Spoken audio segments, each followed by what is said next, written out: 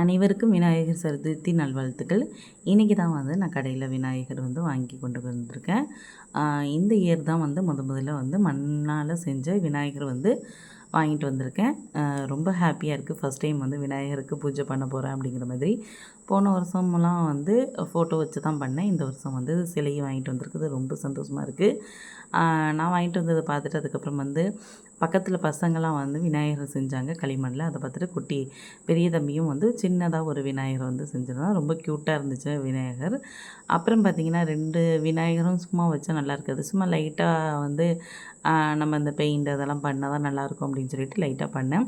Paint கொஞ்சம் தண்ணியாக இருந்ததுனால கொஞ்சம் அன்றைக்கி எங்கே ஓட ஆரம்பிச்சிட்டு, இருந்தாலும் ஏதோ மேனேஜ் பண்ணி கொஞ்சம் பொட்டெல்லாம் மேலே வச்சு பட்டையெல்லாம் போட்டு கொஞ்சம் இதெல்லாம் கொஞ்சம் டிசைன்லாம் போட்டு பிள்ளையாருக்கு, பெரிய பிள்ளையாருக்கும் கொஞ்சம் லைட்டாக டிசைன் போட்டேன்.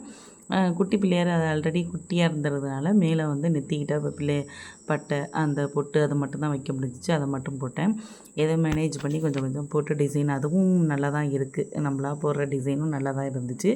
அப்புறம் குட்டி பிள்ளையார் பாருங்கள், ரொம்ப க்யூட்டாக அழகாக விகானும் பசங்களும் சேர்ந்து செஞ்சது ரொம்ப ரொம்ப அழகாக இருக்குது.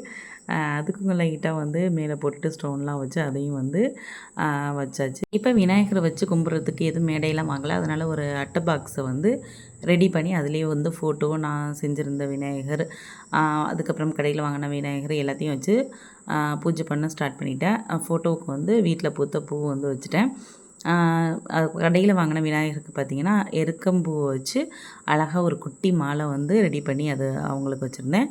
தம்பி செஞ்ச விநாயகருக்கு அருகம்புல் மாலை போட்டிருந்தேன்.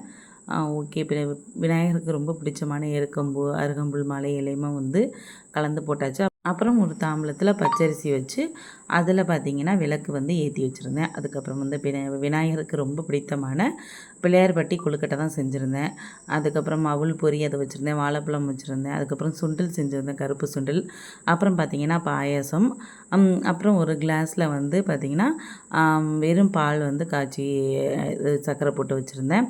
ஏதோ என்னால் முடிஞ்சது இன்றைக்கி தான் நான் எல்லாமே செய்ய ஸ்டார்ட் பண்ணேன். அதாவது வீடு துடைக்கிறதுலேருந்து எல்லாமே இன்றைக்கி செஞ்சதுனால என்னால் ஏதோ செய்ய முடிஞ்சதோ செஞ்சு விநாயகருக்கு பூஜை பண்ணியிருந்தேன்.